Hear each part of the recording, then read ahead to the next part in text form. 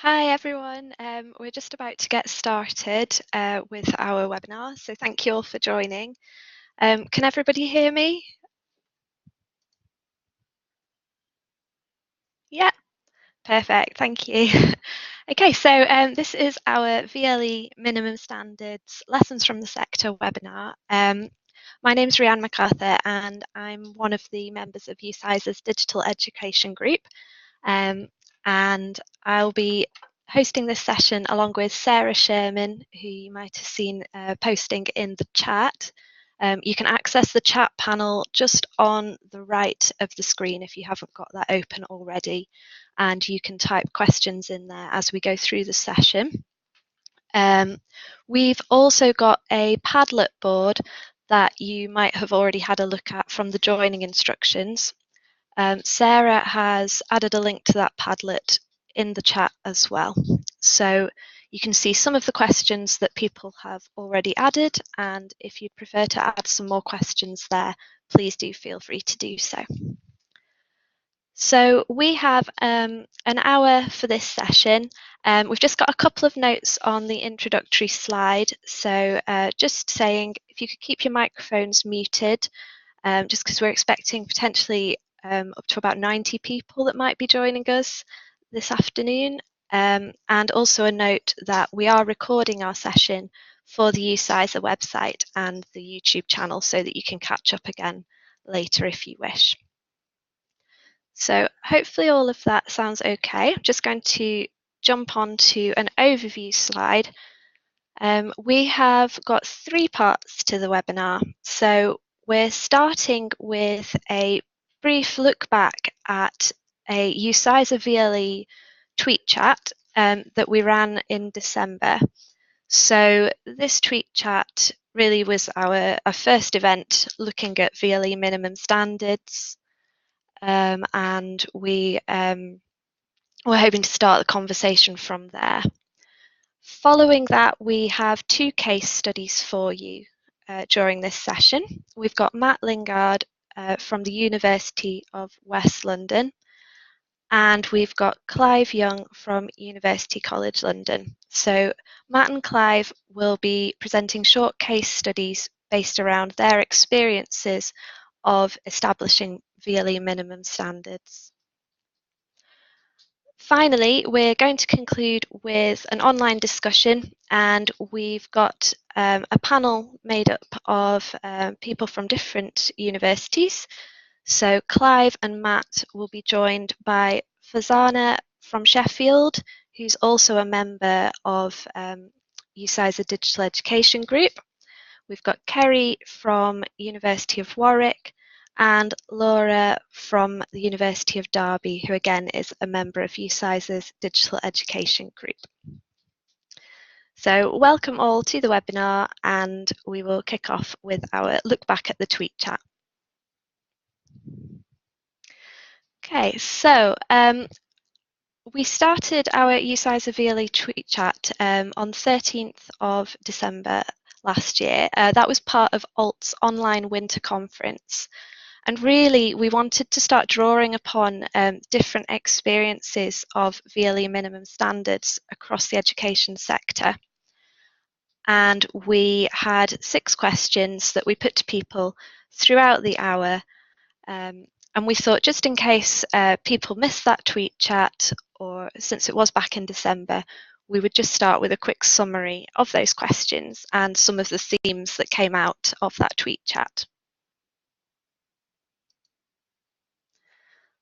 So the first question that our tweet chat looked at was really seeing which institutions already have VLE minimum standards or a baseline approach, and then trying to draw out some of the things that these covered.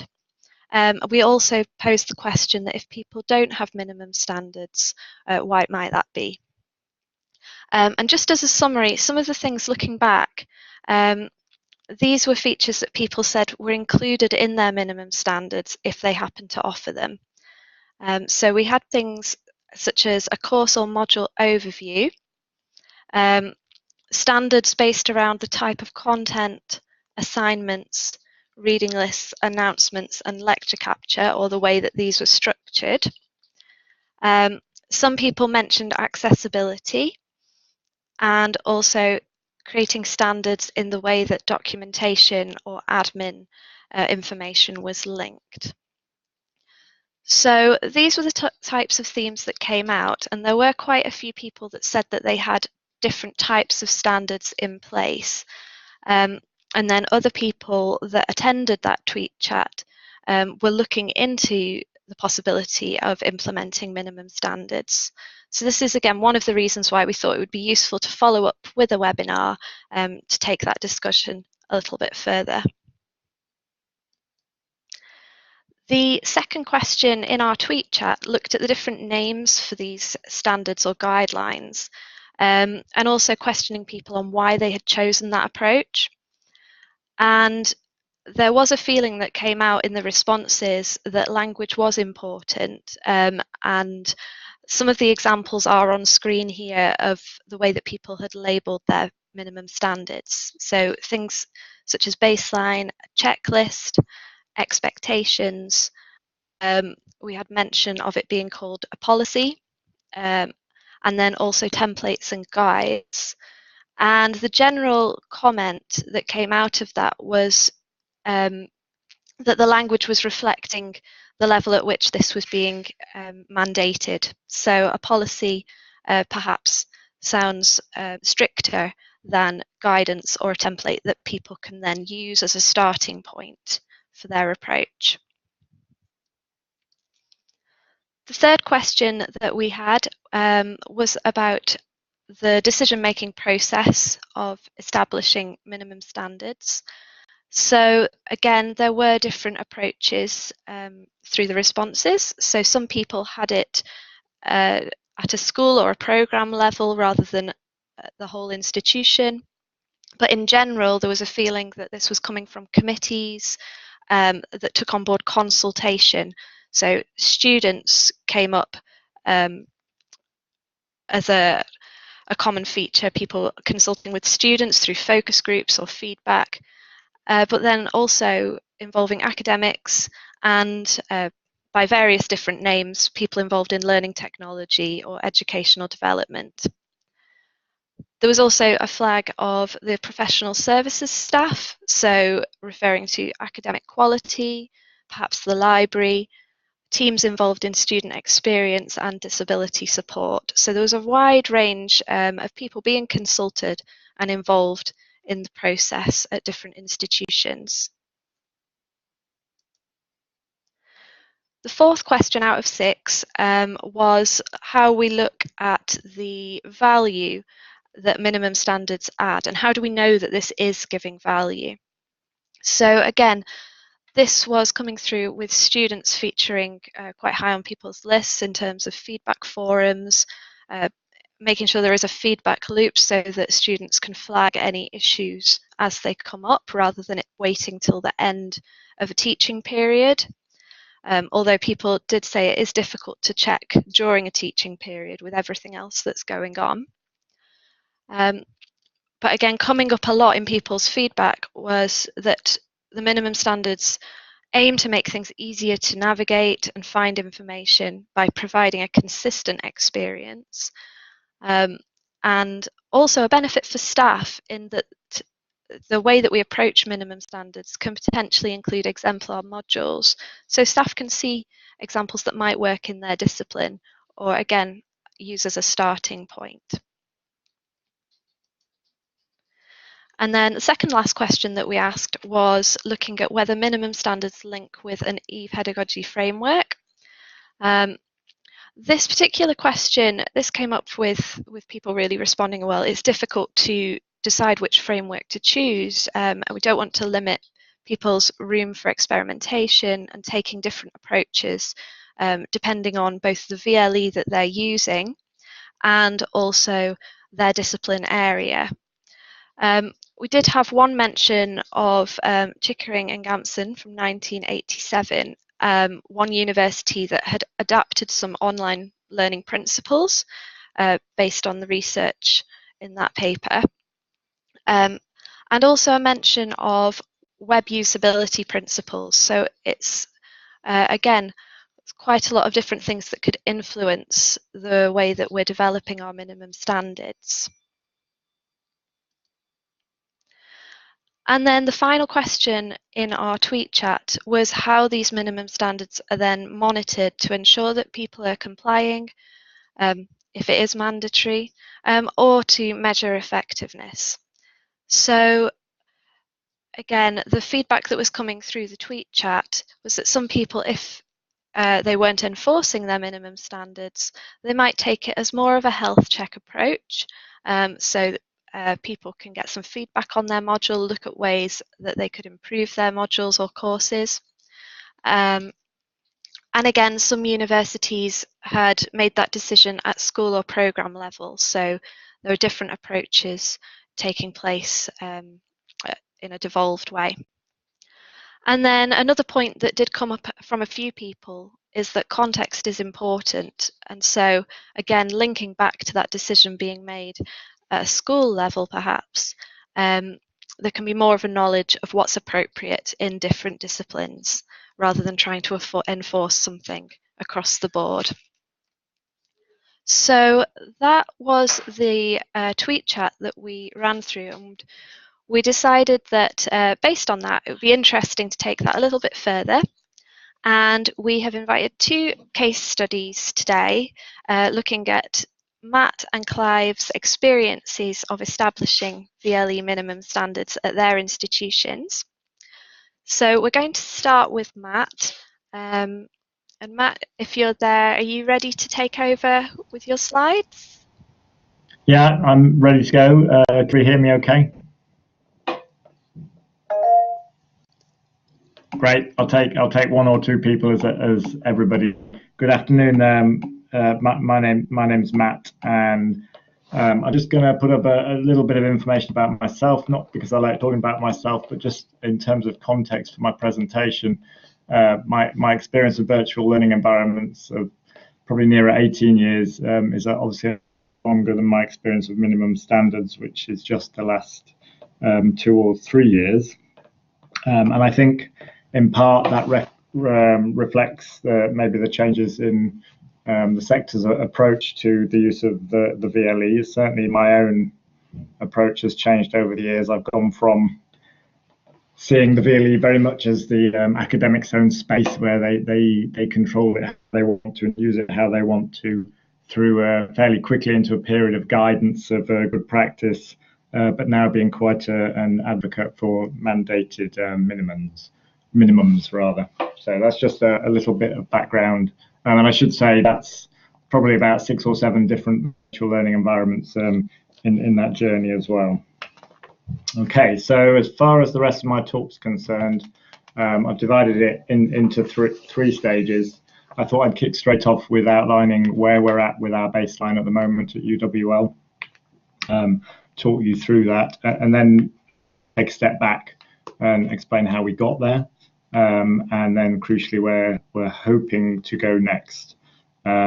This is very much a case study about establishing standards in the early stages.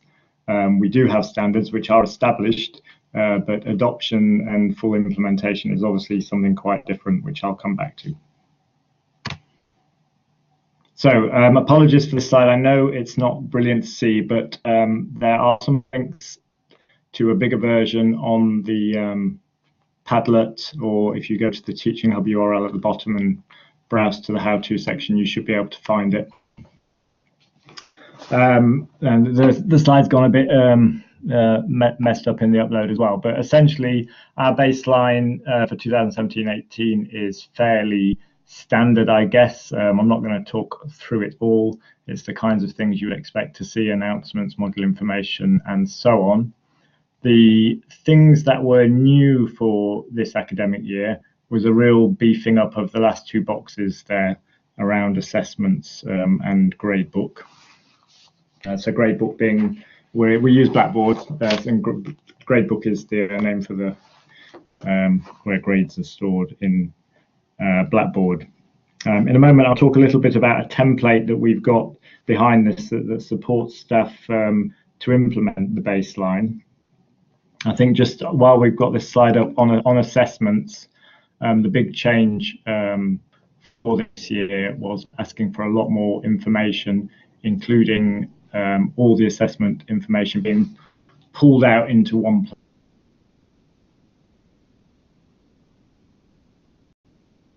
So, and co-located with the place where you give the work in, so which wasn't happening before, but also making sure that everything was in Blackboard, assessments that weren't being handed in online, details about exams and so on, and that hadn't necessarily all been located together in one place in the VLE prior to this.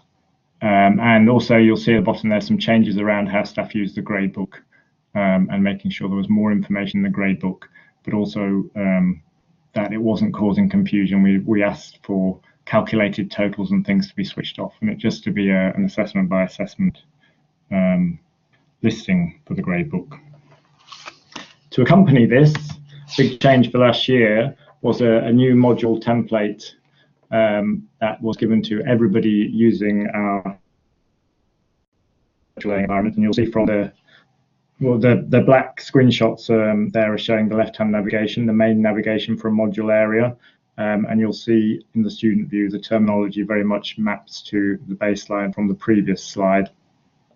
And so with the template, we were hoping to give it's part of the baseline to use the template, and we were hoping to give a structure to make it easier for staff to put things together. And I've just got one example section on the right there from the assessments area to give you an idea of the kind of things that are within the template. Each page or section has a hidden area of guidance for staff on what we expect them to do there. In some cases, although not many, there is some information that is visible and should stay there, published to students. And then the structure that we're asking staff to organise, either in this case assessment material and so on. And this goes down into those folders there labelled assessment 1 and assessment 2. There's a suggested structure once you get into there as well. These templates that were introduced for this academic year replaced all other templates and standardised things across the university, and it was part of a bigger project that also changed a lot of the processes around the use of Blackboard. So for example, no content was rolled over last year. So everybody was given this template as a brand new starting point and expected to build it from scratch. And I'll say a little bit more about how we were able to do that in a moment.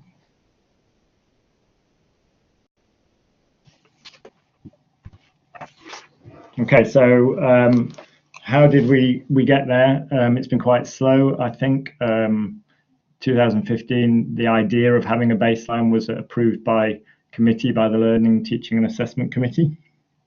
And the details of that were then passed to TEL Strategy and Implementation Group for me to take the actual details of what we wanted to do too, but it had the authority of a committee behind it, and key for us was the support of the Pro-Vice Chancellor Education.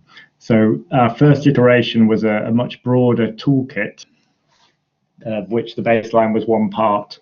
It also incorporated the 3 framework, which I'm sure many of you have heard of. It's from Napier University, and also some Blackboard Good Design guidelines that we wrote, which were more the kind of thing I'd been used to doing in the past, you know, about clarity and consistency, accessibility, those kinds of things. If you follow links on Padlet, you'll see what kind of thing we cover in those, and we've kind of separated them out from the baseline. So our first implementation year was 16-17. The baseline slimmed down version of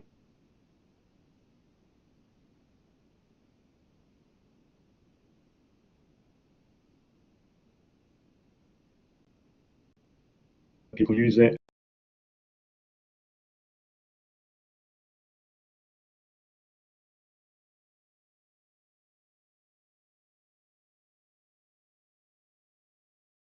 Or what time I'm supposed to finish. So module, I don't think the audio is my end, is it? If everybody's okay, I'm going to just continue on unless somebody tells me to do something different. The two things that happened during the year were we employed an intern to do module reports for every single module for that academic year. So this wasn't an original idea, I have to say, and Brian's here as well, so I really must say it, but we pinched this idea from Sheffield Hallam University, and they'd employed a couple of interns to check all their modules the year before. So we did the same. And the intern produced a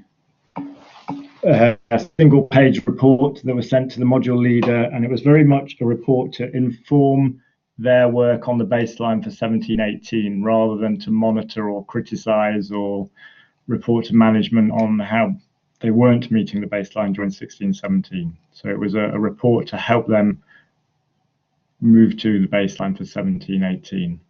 So that was done, and those reports were given to staff in kind of June of 2017.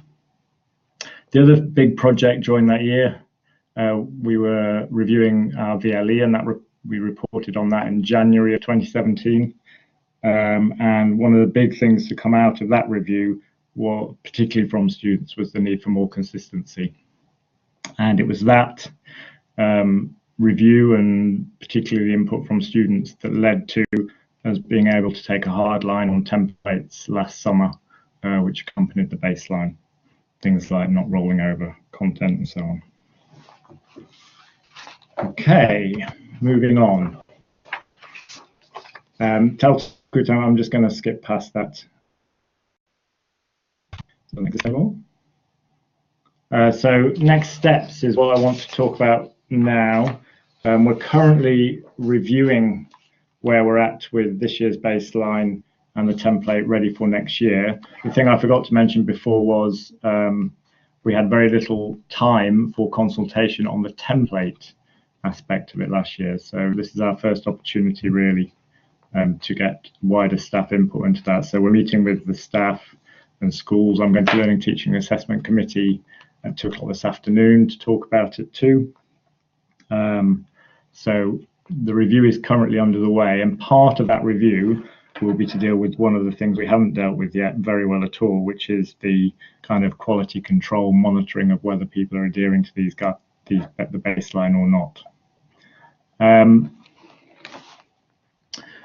The other thing that's worth a mention here is that our baseline and template are now part of a kind of wider project, which we've called the Scaffolding Project, which is about enhancing students' online experience, particularly in the VLE, but not only there. And one of the things we've recognized around the lack of engagement with the baseline is the need for more staff development, we think.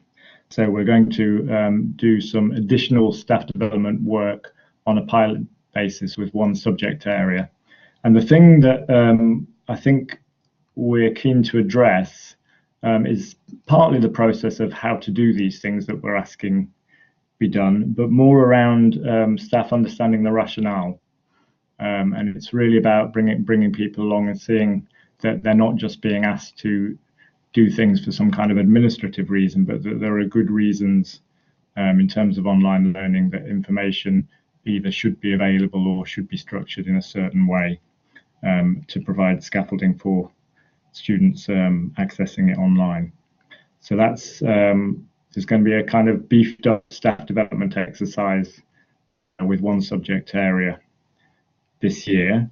Well, obviously we do staff development anyway and provide lots of guidance, but this is going to be a kind of taking it to another level, I think, and seeing what to work out what's needed and whether we could be doing more with more people.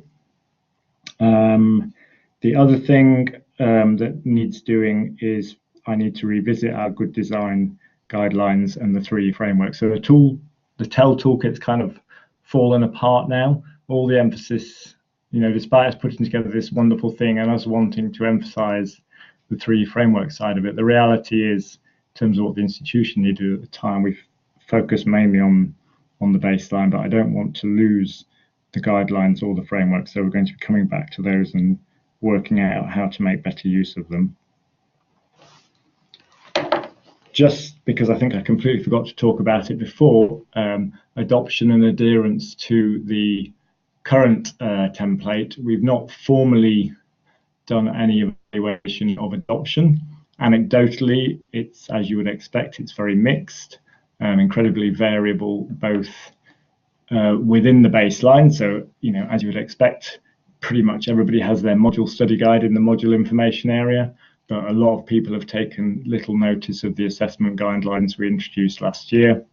And then there's huge variance between subject areas, departments, and so on. But I think the majority of the things in the baseline are adopted by the majority of people, but we're a long way off from where we want to be.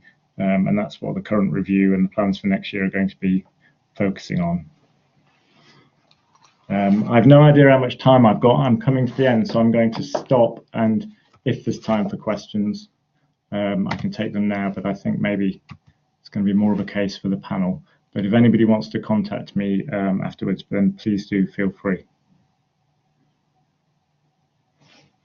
Thanks, Matt. That's brilliant. I think we're handing over now to Clive Young, who's going to speak about his experiences at UCL. Okay, thank you very much. Hopefully everyone can hear me. There was some dropout in the last session, but hopefully we're here. I'm sure you'll let me know if there's a problem. Yeah, my name's Clive Young. I'm from the Digital Education Advisory team at UCL. And I'm just going to give you a quick overview of what we've been doing in this area at University College London. And what you'll see is there's some kind of similarities to what Matt's doing and some issues that came up in the tweet chat, which we'll try to address as we progress. Okay, so let's start with what we're doing this for anyway. From our perspective, I think it's to prevent student dissatisfaction with the VLE. We survey our students fairly frequently, and this is the type of things that come up quite regularly. And so the students are looking for clarity, consistency, cohesion. And what I mean by cohesion is across their learning experience, their VLE experience across from one course to another. And I think this is a very reasonable thing for our students to ask, and particularly within these NSS-aware times, it's a reasonable thing to ask our academic and support colleagues to do. But we've got a problem at UCL, really. We've got around about 8,000 courses, a very distributed development environment. We've got thousands of course owners, and that's spread over around about 80 departments. So there's a kind of it's a big ask, really, to try to achieve a minimum baseline. So the way that we've approached it is by engaging with the community. We've tried to do this partly to address the engagement problem, which came up in the Padlet and came up in the previous tweet chat, but also to give the idea of a community of practice, the idea that this is something which is emerging from the community rather than something that is being imposed externally. And it was quite interesting when Matt said was they'd taken about 3 years to go through their process. He says that was quite slow. Well, maybe UCL is even slower, because I think it's taken probably about 10 years to get to where we are now. And going back, it started off, I think this whole process started around about 2009, when we found that a lot of the Moodle development, maintenance, and management was being done by what we call teaching administrators, who are professional services staff out in the department. And what was interesting is this group of people wanted a much more guidance than the academics had previously. As Matt said, we'd always thought of the VLE as an academic space. But this group of people, which really do a lot of work in Moodle and UCL and still do, they wanted a much more structured approach. So we worked with them. And so when we got to 2011, which we call Total Moodle, which was compulsory Moodle, we already had guidelines which had been kind of worked up with the community, if you like. So then we went to the senior committee, and we put that forward as a recommendation with the confidence that this would be kind of accepted by the community. It wasn't a shot in the dark. We'd done a lot of work on this beforehand. So that was fine. So we kind of ran that that was a recommendation, if you like, so it's not mandated at this point. So we kind of rolled along another sort of 5 years, reviewing this every so often, and annually really, and trying to pick up feedback from the community and from students and from everybody else, including things like accessibility and the change in requirements around there. So that was all cool. And that took us to around about 2016.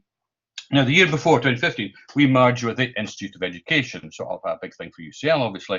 And they already had a minimum requirements document or policy called the Student Minimum Entitlement to Online Support. Okay, so in practice, the IOE document and the baseline document that we had in the other part of UCL were actually pretty similar, and we kind of mapped them over quite easily. But just notice in that title from the IOE document was entitlement to online support. And it's something we could maybe pick up in the panel later. But when we merged the two documents together, we certainly, that entitlement bit got kind of lost in that. I don't think we were quite brave enough to do that for reasons we could probably discuss later. But it's still somewhere in the back of our minds, this idea of a standard as something that students are entitled to. So this is where we are now, the 2016 baseline, and this is, as I say, this has been out for a couple of years now. And what it comprises is 20, we've got checklists in there, it's 28 checkpoints covering things like, there's 10 categories, so structure, orientation, communication, so on, assessment, resources, you can see the list there. And it's at two levels. So one is the baseline, which is for blended courses, which is the huge majority of stuff in UCL, and the one for baseline plus, which is for online or majority online modules. And most of them came from the Institute of Education. There's a few others as well. So there's two levels. For most people, it's the baseline that they're asked to comply with. Now, we don't have, it was interesting to Matt there, they had the kind of assessment stuff in there as well. We didn't really put that in. We do have assessment guidelines, obviously, and we've thought about having an assessment baseline as well, but again, it's something which I don't think we're quite politically ready for. Our principle, by the way, perhaps you say this, is what we try to do is get these things in the community and then go for the kind of more regulatory approach. So we try and do the kind of acceptance beforehand before we actually mandate it. So that took us to 2016, and that's the current baseline, more or less. But something interesting happened there as well in 2016, and we printed this. This sounds an odd thing to say in a kind of a digital audience, but we printed this as a booklet, and that kind of sort of transformed the way that the baseline was seen in the university, because a booklet is something you can take to committees, you can discuss it, you can open it up, you can look at checklists and so on. And it went from a kind of a cloud-based thing, it was in a wiki before, into something that was something that appeared on agendas that people went through. And I'll give you an example that when early last year, we got the visit by the QAA review at UCL. And we brought this kind of baseline in the format of the picture you're seeing there. And they were really impressed by this, and we were quite pleased by this as being something that we could be quite proud of. And I think on the back of that, we took that to the UCL Education Committee and said, look, this is really good. We're doing something really nice here. Why don't we mandate this? Why don't we take it to the next stage? Again, arguing to the committee that we'd already done the kind of political work. This stuff was already, people were using it and so on. It's not going to be like a major imposition on people. So that's what happened. So we got the approval for that as a kind of every top module will be reviewed against the baseline as an institution-wide activity starting this academic year, and this will be a 3-year review cycle. Okay, so that really was the kind of like, oh, this is fantastic. We've actually achieved all we want to do in terms of getting this into the academic regulations after this long run up towards it. However, folks, it didn't quite work out as we had hoped. This year, we've had to postpone it. Now, the reason for that is we are kind of doing a major upgrade of Moodle, a kind of a revamp, a kind of retooling. The whole thing is going to be great when it's finished, but that's a lot of work for both us as support people, but also for our academic and professional support colleagues who are going to have to do a lot of this stuff. So what we decided was, well, that would be a bit too much to ask, so we didn't want we kind of, based on I had some considerable goodwill at this stage, we didn't want to make it feel like an imposition. So we kind of backtracked a little bit. So what we said this year is that while we're going through this kind of big kind of migration, I encourage people not simply to do a kind of lift and shift from one environment to the other. It's still Moodle, by the way, it's just a different version of Moodle, to go look at the baseline on a voluntary basis. Okay, so that's where that's put it back a little bit. But in the meantime, there's obviously, and Matt mentioned this as well, there's an opportunity to bring in baseline compliant templates. So we don't have just like one template for UCL. That would not really work for us. What we have is a set of compliant templates that people can choose from, and with a little bit of tweaking locally, and if they adapt that, that's fine. So where departments are up for that, that's what we are doing with them. So when they get through this migration process or into new template, they're partially way down the VLE check anyway, because it's sort of built in. So that's one bit of it. So that's where we are now. Then the other thing is we're developing is a baseline check tool. So this came up, a number of the questions have come up about this. How do you monitor this, and is it quality control and all this sort of stuff? So what we've done is, and this is just a what do you call it? It's just a pilot at the moment, but it will be there by next winter. What this is a check that individuals or course owners, Moodle course owners, can go in and check against the tool. So the tool currently, the paper document is just like a A4 with 20 things you can check, 28 things you can check. This is now turned into an online document, and inside this online document there are links to some of the support stuff. The online versions of the baseline link through to our Moodle support environment, Moodle support mini guides, that sort of thing. So the supposedly technical support there. That's kind of cool. So this is what people asked us for. They said, well, we don't want to fill in paper forms. We want something that we can put in and record. But the thing is then, folks, is this is going to be centrally recorded. So as people go through this process, the data is going to be picked up, and then we, as in Digital Education Central, if you like, we can look at this to say, well, how departments are progressing through this this process, and also the reports can then go back to the heads of department, because it's the heads of departments who are ultimately, under our academic regulations, they're the ones who are going to be responsible for the implementation of the baseline. So this is rolling out, and we shall see how that happens. We're kind of selling it the idea this is a tool that will help you, but it's also something we can use to monitor as well. So that takes me to the last bit, I think. So where are we now? So we've had this kind of slight detour, but I hope it hasn't sort of like thrown us too much off course. We're still aiming for, remember there's a 3-year review cycle. We're still aiming for compliance in 1920, I think that my calculation is right. And once we get to that 3 years, then we'll probably do some other review of the baseline to see where we got to, and so on. Of course, we'll have the data picked up from the recording tool as well. But the other thing is to go back, really all the way back to the beginning of the presentation, is that this is really very much a minimal standards approach. And like Matt and like all of us, we're trying to say, well, how do we build in a bit more kind of pedagogical enrichment as we go through this process? And if any of you have heard me speak in other forums, we've got a kind of systematic approach to learning design called ABC that we use in UCL at the moment. And that is, again, has a kind of slightly kind of community-based kind of approach to it as well, a bit like a baseline. And so what we're trying to do over the next year or two is trying to bring these two things together. So we get sort of pedagogical design and information design, if that's what a baseline is, together. So when people think about it at the same time. But that's, again, there's a lot to ask for people. So we need to think about that very carefully. So that's going to keep us busy over the next couple of years. Just one point though, and it was something that we thought of a few times, is these baselines, they have a kind of an outcome which is a sort of more cohesive online environment for students. But you could also think of them as engagement tools. They're a way for us as support people to engage with all sorts of people across the university, to help them achieve the baseline. As Matt said, there's academic development and stuff like that you might want to do. Same with the ABC stuff we do as well. There's a lot of conversations come out of this process that give us a kind of a much richer support community.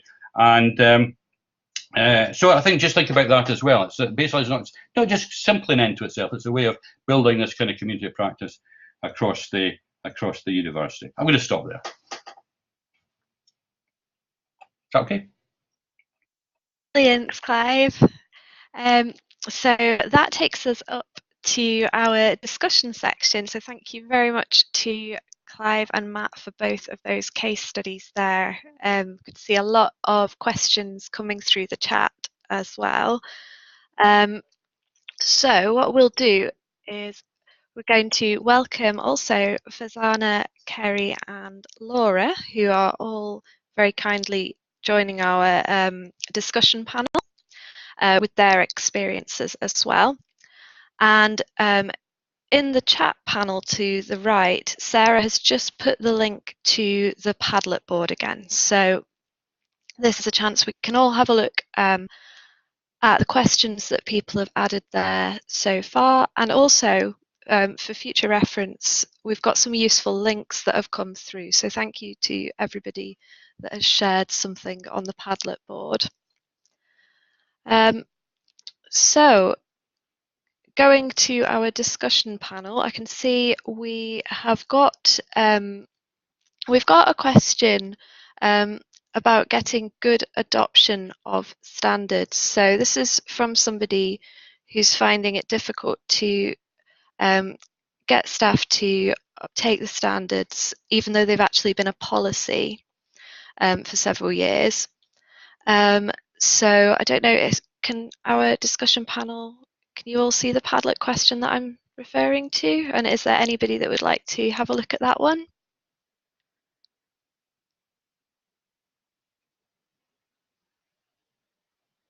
Can see that. So this question is, what have institutions found successful in raising adoption of the standards, including staff development and communication approaches? Do staff really understand the impact of meeting or not meeting the standards on students? So Kerry's raised her hand there. Kerry, can I throw that one over to you to kick us off?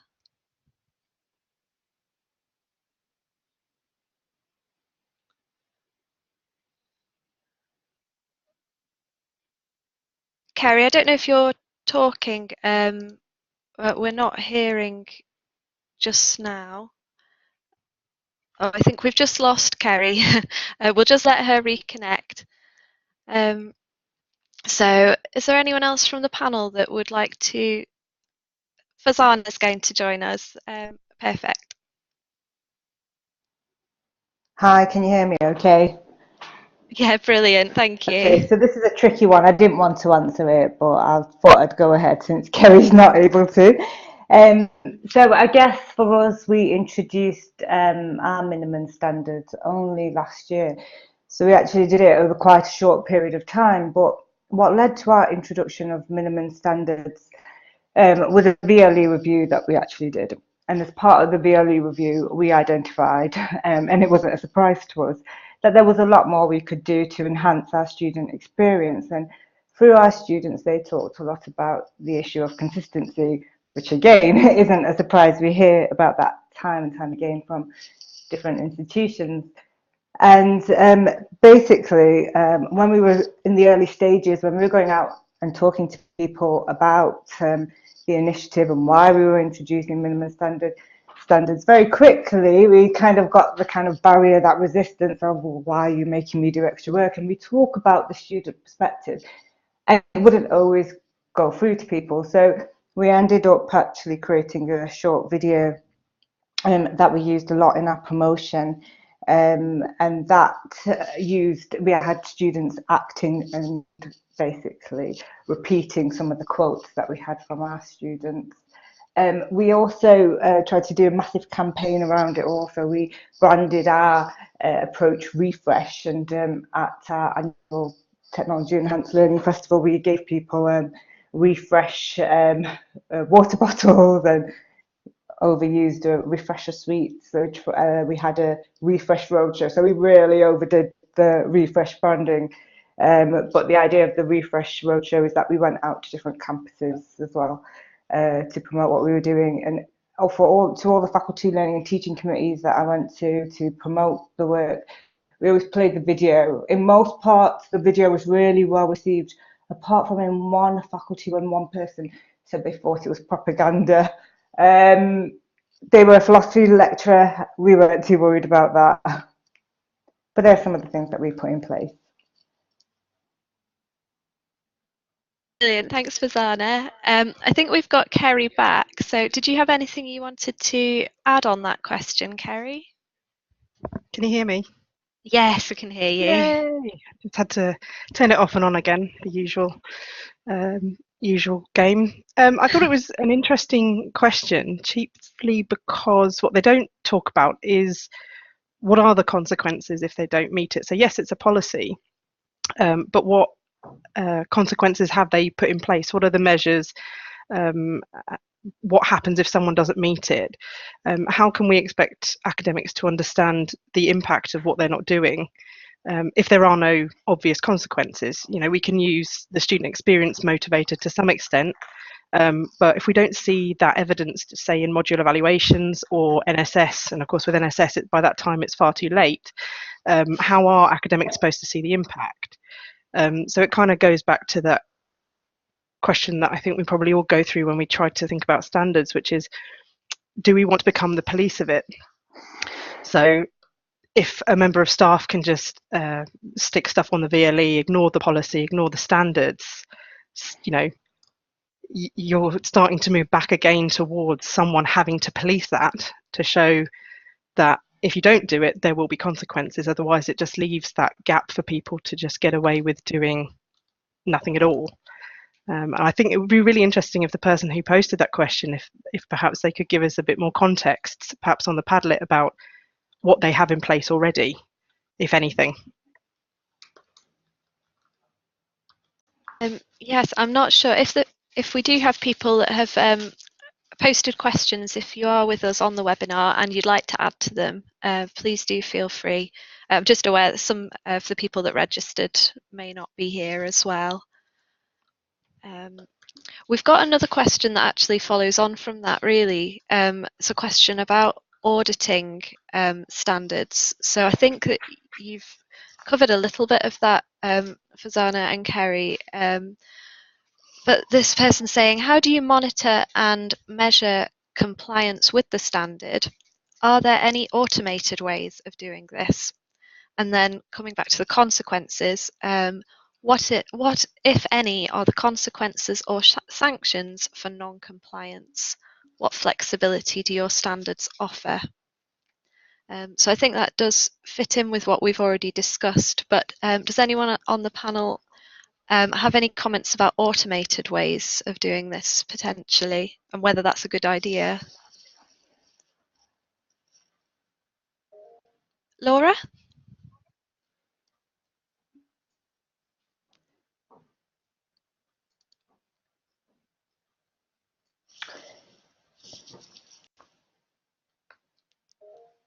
I'm not sure if we've got Laura there. She's had her hand up, but Fazana's also raised her hand, so go ahead.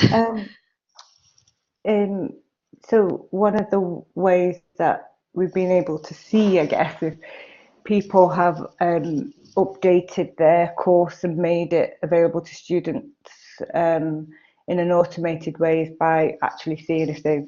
So we've changed our process so that people have to actively make their courses available to students. So we are able to interrogate our database to find out whether the course is available. We can't. There's no way we've been able to identify to find, you know, if people have updated, if they've changed the number of files, maybe that they've added to it, if the, you know, in the contact details, if they've updated it to the new module leader. It's actually been quite difficult to find any automated ways, because obviously we want to encourage people to use the course in the way that reflects their teaching and learning as well. So that makes it even more difficult to, I guess, automate that process.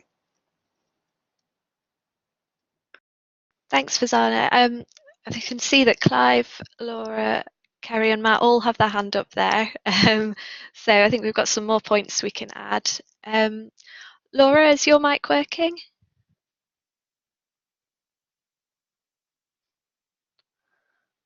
Or we can jump to Clive. Yeah, okay, just on a couple of those. One is the automation of it. I mean, you can automate some things. You can look at kind of activity in a course and uploads and things like that. And I think that that's quite useful in a sort of a data analytics sense. I think that's a way of triangulating whether things are active or not.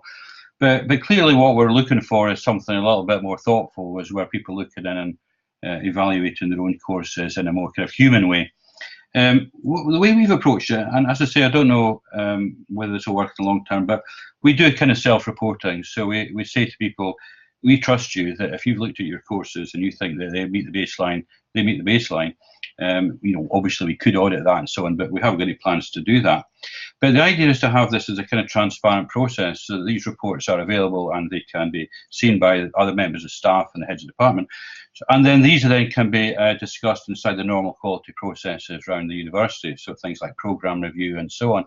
So it's to try to get the idea that people should be engaged in this. And this is a really hard thing to do, but it's that people should be engaged with this, because the online experience of students is really important to all our students in all our universities. And it's kind of getting that message across. And I think if you come in like too hard at it and make it more kind of too mandated, I think you might get, as with other people have talked about, a little bit of pushback. And that's not where we want to go to. We want this kind of, kind of lean forward engagement with this stuff rather than our response. So we like the kind of human side, I think. Brilliant, thanks, Clive. Matt, did you have something that you wanted to add to that as well? Yeah, I can just add in as well. I mean, I do want it to be policed better here, or monitored better, but I don't want to have anything to do with that other than being part of the group that agrees how it's done. I think it's really important that that is owned by the academic schools themselves. So there are different ways we might explore that here, around a course leader, or a subject lead. We also have roles in the school called quality leads, and I see it very much as something that sits with them. I'm not looking either at automating anything or at our department being involved in any kind of monitoring. And I think this is the hardest thing for us to crack, along with the staff development around staff understanding the rationale for why we recommend they do this. Perfect, thanks, Matt.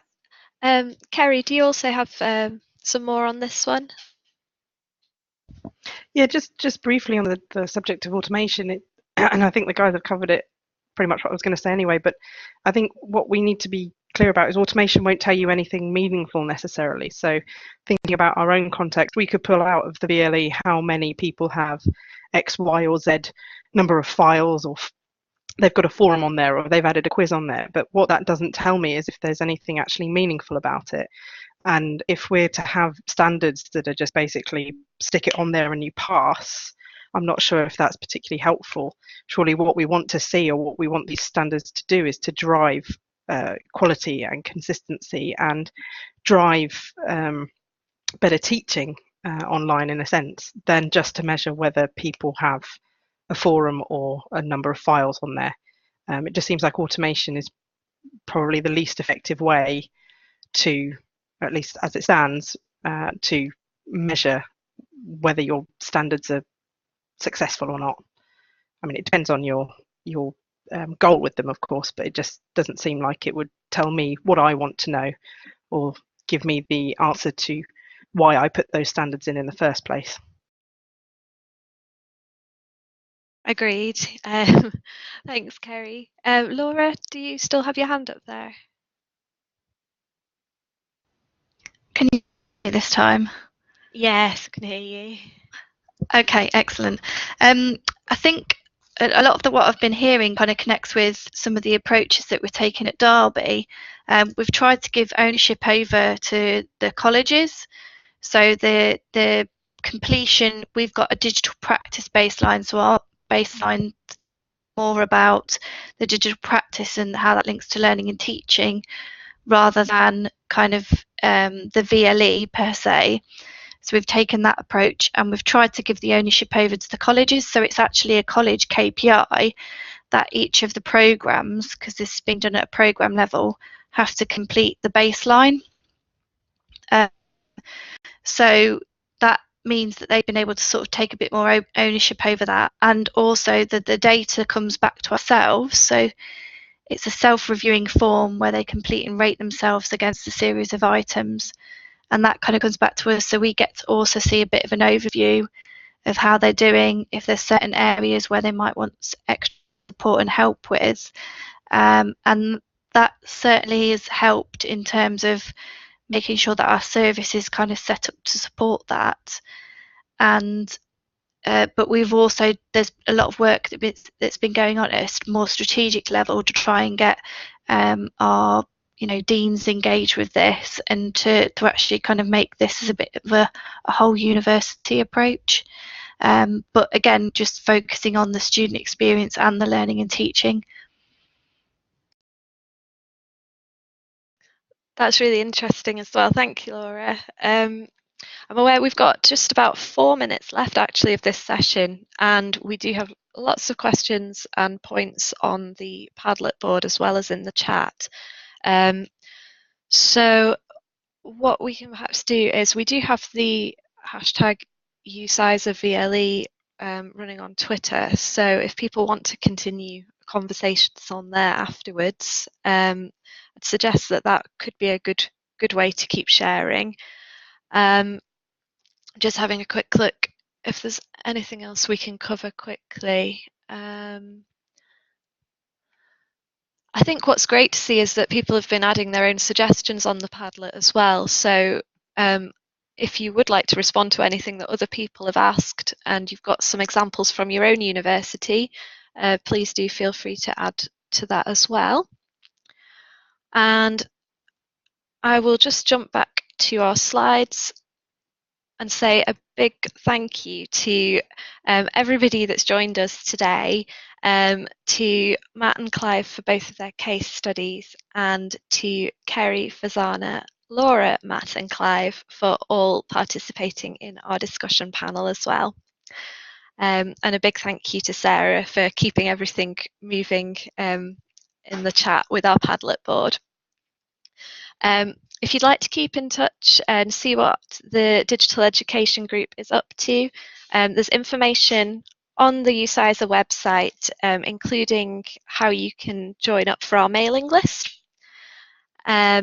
We will send out information about the session recording. We'll include a link to the Padlet again as well for future reference. And our Twitter handle is UCISA_DEG for Digital Education Group. So another point, if you're interested in looking at future events, we have got a lecture capture event running in June, and more information about that is also available on our webpage. So thank you all once again.